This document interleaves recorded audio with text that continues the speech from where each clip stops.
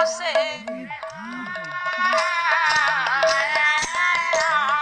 शिशुकर मिठा जना पड़े जदि नकांदी कोड़े बसे भृत्यंकर मिठा जना पड़े जदि बासु बासु चहटई ये बगीचार मिठा जना पड़े जदि बास कुसुम फुटई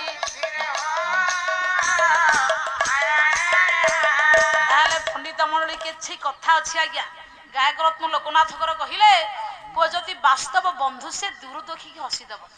स्मित बंदित हास टे तो हसीदेव मो बंधु आसिले ये हूँ आत्मीयता आज्ञा स्नेह उत्कंठित हो आज्ञा जिते बड़े भगवान शिव आ ब्रह्मांकर मिलन हला भगवान शिव को ब्रह्मा आज्ञा स्वागत करी कहले भगवान आपण मो पुर को राज्य कहीं आसिले आगमन प्राप्तिर कारण भगवान ब्रह्मा पाखरे शिव आज्ञा पार्वती से प्रश्न को उपस्थापन कले प्रभु आपण तो सृष्टिकर्ता आपण मूल कारण पूर्वर गोटे ब्रह्म रूप तैयारी होई ये सचराचर जगत को आपण सर्जना कले कहले प्रभु एड बड़ सृष्टि मध्य आपण जो विचित्र कारीगरी मध्य बड़ बिंधाणी कहले आपण सृष्टि मध्य किए से गरिष्ठ भगवान ब्रह्मा कहले प्रभु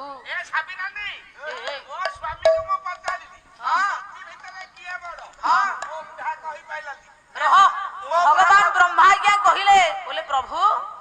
अघारी अंघ्री की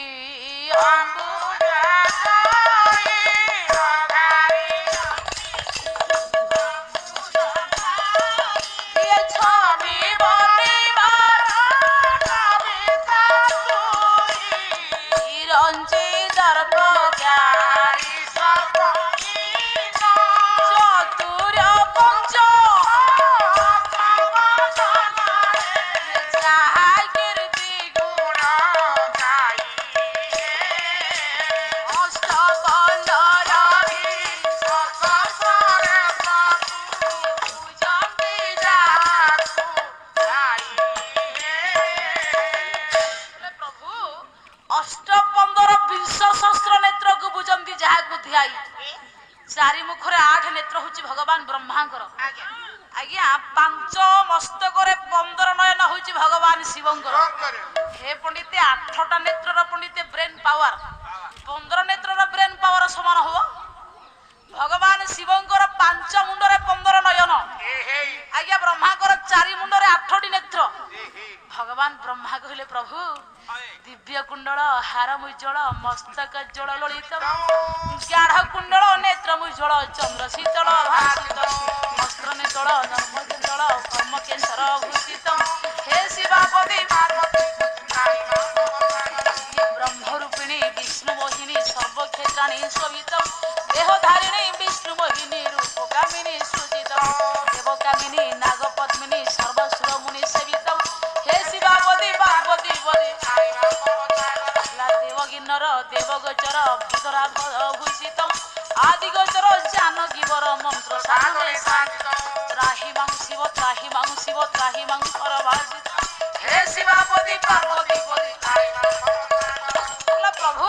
कामाग्नि भय कर शिव नाम तुंड रे थिले खबरदार पंडित मंडली शिव कंदर्प को जाली पड़ी बाउंस करथिले आज्ञा शिवंकर तृतीय नयन रु अग्नि बाहरी कंदर्प जली गला हे पंडित मंडली दिन कृष्ण कहले बोला किटु ब्रह्म परिजन्ते जेते ग चाहि कंदर्प ग काम क्या है जुगरी नाइया कहि बसिबि अबा केते ता तो देखि सिना फूल नेत्र गो काटी पकाए बहुत हे पंडित मंडली कंदर्प कीट ठारू ब्रह्मा पर्यंत समस्त हृदय को काटी पारे आज्ञा समस्त को मुंड को भाराक्रांत करि पारे तेणु आज्ञा भगवान शिव को पुओ कंदर्प किछि करि पारलानी जगत रा आज्ञा कंदर्प जोड़ा मधरे समस्त दग्ध होले भगवान शिव पंडित ताकू जाली देले हे आज्ञा हम प्रभु कंदर्प को जाली देले किंतु आमे जाली पारुचे हमर आज्ञा तृतीय नयन अछि समस्त नको 3-3टा नयन को अछि मोर गोटे काळू भितर आज्ञा तृतीय नयन हमकु देखा जाउनी हे मोर पंडित मंडली कि जनग्न पद घ्राणी न रहंदी जथा पुनः জ্ঞান দগ্ধ তথা ক্লেশ আত্ম সম্পদ দে পুনঃ ସବୁ ଆଜ୍ଞା ପଢି ହୋଇଯିବ କିନ୍ତୁ ଜ୍ଞାନ କେବେ ପଡିବନି ଆଜ୍ଞା হব না ଯୋଉଟା ହଉଛି ଜ୍ଞାନ ନେତ୍ର জ্ঞান নেত্র। ପ୍ରତ୍ୟେକ ଦେହରେ ଅଛି ଆଜ୍ଞା ଗୋଟେ ଜ୍ଞାନ ନେତ୍ର হেই ସେଇଟାକୁ ଆମେ ଉନ୍ମିଳିତ କରୁନେ ଯଦ୍ୱାରା କି ସବୁଦିନ ମୁଦ୍ରିତ ହେଇଯାଉଛି ଆପେ ଆପେ মানে মোর জ্ঞান ହେଇଗলাই ହଁ কিন্তু ବାକଳିଆ ନଧରିଆରୁ ସେଟା ବାହାରୁ ତେଣୁ ବସନ୍ତୁ ବାବୁ ଏ ଜଗତ ମଧ୍ୟରେ ଜ୍ଞାନ ପାଇବାକୁ ହେଲେ ଭଗବାନଙ୍କୁ ଚିହ୍ନ ଜ୍ଞାନ ପାଇବାକୁ ହେଲେ ଶାସ୍ତ୍ର ପଢ ଜ୍ଞାନ ପାଇବାକୁ ହେଲେ ଇନ୍ଦ୍ରିୟକୁ ସଂଯମ କର ଜ୍ଞାନ ପାଇବାକୁ ହେଲେ ଇନ୍ଦ୍ରିୟକୁ ସତ୍ୟରେ ଆଧାରିତ କରେ ବିନା ସତ୍ୟରେ ବିନା ସଂଯମ ଇନ୍ଦ୍ରିୟରେ ଏବେ 20,000 ଏବେ 20,000 ଖର୍ଚ୍ଚ ରହ ତାହେଲେ ଆସନ୍ତୁ ଆଜ୍ଞା କବି ଲେଖିଲେ ତୃତୀୟ ନୟନରୁ ଯୋଉ ବାହାରିଲା ପୁଅ ଅଗ୍ନି ଏ ହେଇ କନ୍ଦର୍ପ ଜଳିଗଲା ଭଗବାନଙ୍କ ଶିବଙ୍କ ନେତ୍ରରୁ ଆଜ୍ଞା ପ୍ରତ୍ୟେକ ବ୍ୟକ୍ତିଙ୍କର ତୃତୀୟ ନୟନ ହଉଛି ଜ୍ଞାନ ଜ୍ଞାନ ଜ୍ଞାନ ପଣ୍ଡିତ ଯଦି ଆପଣ ମାନଙ୍କ ଦେହରେ ଉଦୟ ହବ ତାହେଲେ କନ୍ଦର୍ପ କେବେ ହେଲେ ଆପଣଙ୍କୁ ସ୍ପର୍ଶ କରିବନି ହେ ତାହେଲେ ହେ ମୋର ଗୁରୁଜନ ଜ୍ଞାନୀ ଜନ ପଣ୍ଡିତ ମଣ୍ଡଳୀ ଯେତେବେଳେ ଭଗବାନ ବ୍ରହ୍ମା କହିଲେ ହେ ପ୍ରଭୁ ଆପଣଙ୍କ ନାମକୁ ତୁଣ୍ଡରେ ଧରିଲେ କାମ କ୍ରୋଧ ଲୋଭ ସ୍ପର୍ଶ କରିବନି ନା ନା ବୋଲା ବିଷୟା ବିଷକୁ ଯେ ଗଦ ତୋର ଭୟ ପାଦ ପଦ ତୋର ନାମକୁ ଧରିଲେ ବିଷୟା ବିଷ ପରି ଲାଗିବ ହେ ମଙ୍ଗଳମୟ ହେ କଲ୍ୟାଣ କରି ଆପଣ ଏଡ ବଡ ଅନନ୍ତ ରୂପୀ ଅନ୍ତର୍ଯ୍ୟାମୀ ପାଞ୍ଚମସ୍ତକର 15 ନୟନ ଆପଣଙ୍କ ପାଖରେ ଆପଣଙ୍କ ମୃତ୍ୟୁର ପରିଚୟ ନାହିଁ ଆପଣଙ୍କ ଜନ୍ମ କୋଉଠି ପ୍ରଭୁ କିଏ କହିପାରିବେ ନାହିଁ